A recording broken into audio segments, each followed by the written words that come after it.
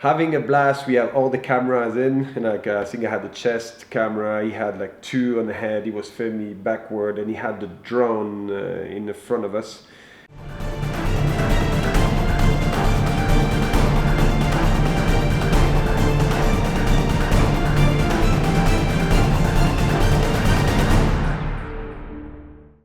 Hey Jus, t'as vu ça? Check this out. That's a video we did with Chase in Turkey. Check this out. Short run, but tons of fun. Turkey special. That ridge was so sketchy and slippy. Right after that, we drop into like a natural like box slide. You check. After that, and from now on it's flat out. Like that's not skating. It was amazing. Look how beautiful, like a sugar. It's amazing. Super hot. Look how beautiful it is. It was sketchy there because in the middle, it's a big rat. And man, you just don't want to put your wheel in there because sometimes you drag in your pedals. Especially that part here. Boom! There as well. And the bottom part is just like super thin dust. Short run, but unbelievable feeling. It was just amazing. And following Aaron, man, it's so good. He's all about looking for all the side distraction, like a water ride and going and water ride that thing, manual that thing, go and skid there. Then when you're following, you're like, woo, left, right, woo, manual, woo.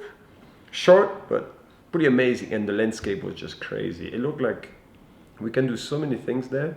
And we have such a blast. We met great people, food amazing. And in the morning, I could hear like something I remember.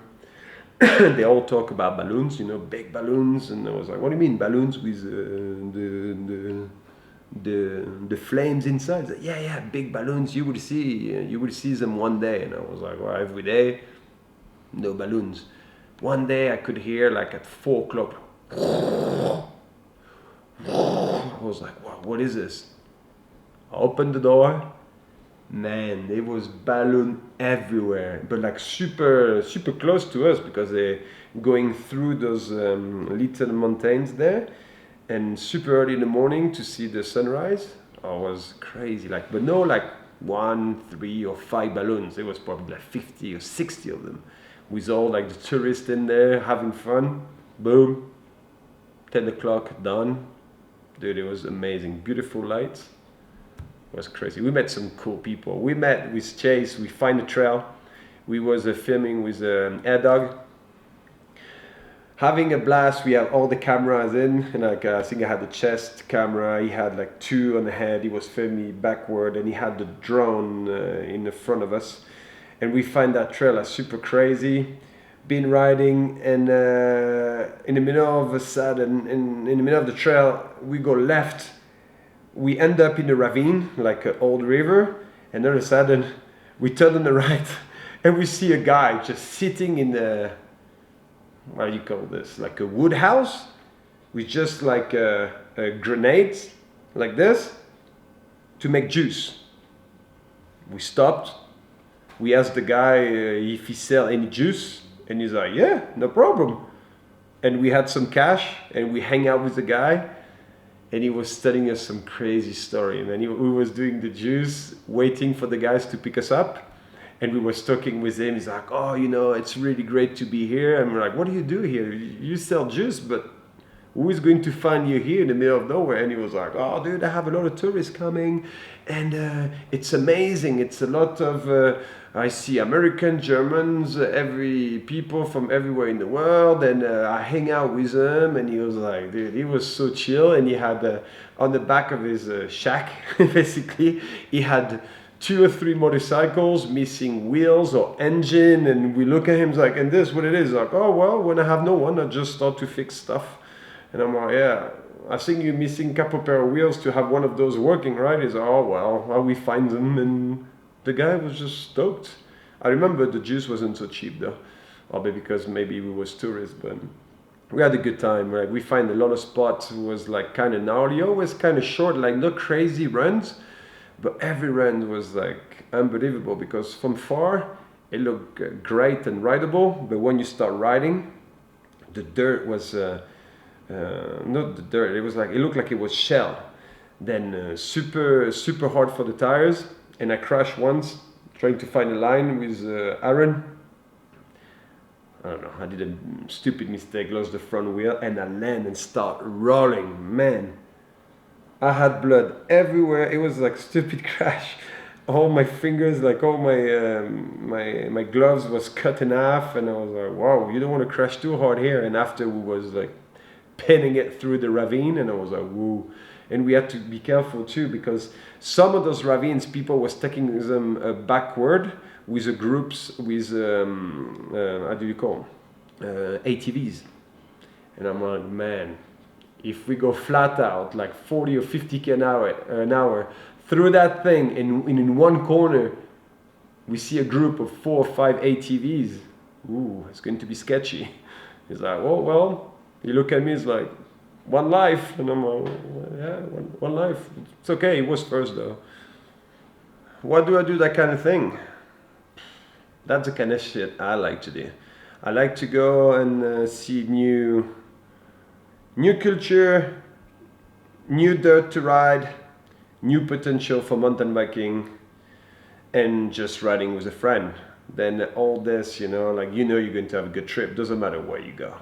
I mean, it's a different culture. We're all different. We go there. We don't know what we're going to really find. Aaron had the better idea because I think they use that kind of this area for an old movie, A New World Disorder. I think they went there and filmed with a couple of the riders. But when he asked me to go, I said, dude, it's okay, come. I know where we're going. I have a couple spot lined up, and you're going to be so surprised about the landscape. And I mean, it's a beautiful area. And yeah, that's basically the motivation there. Like riding something different, go to a place maybe not too many people go for riding bikes. People was actually really surprised when you arrive at the airport. Bikes, where you guys are going to ride? I mean, it's tons to ride here, I guess. And we drive quite far, like 4 or 5 hours out of the airport there where we land. But from the flight to the road trip to the area where we was riding, building the bikes, seeing those balloons and different culture and food, and hang out with one guy, Bulak from Turkey, showing us the area. Man, it was mental. It was really good. We had a good group as well. It was only 3 to ride, and we had the crew as well for Airdog. Just like a good group, good fun. Everyone was motivated. Just go and shred some new stuff. And we played a little bit with ATVs as well, because we was doing the shallows with ATV. It was pretty sick. I think we had 2 flat tires, and we broke some ropes, and because obviously we had the rope, we have to do the lift. We 3 riders, everyone have a rope. Then in the beginning, one guy had maybe a 4 meters rope behind the ATV, the other one 5 or 6 meters, and the other one had 10 meters. But obviously,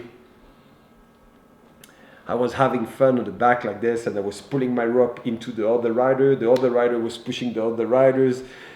Then we start to break the rope. And after, when I figured out that I could be even more dirty, every time he was climbing with the ATV with 3 guys on the back, and they're kind of old ATV, they're rental ATVs. The guy was flat out, tried to go up like this with 3 guys, and I was on my brakes. I was on the brakes like this, and I was skidding. And man, my rope broke. And it just not broke, it broke and it went straight to my face, but I had a full face on.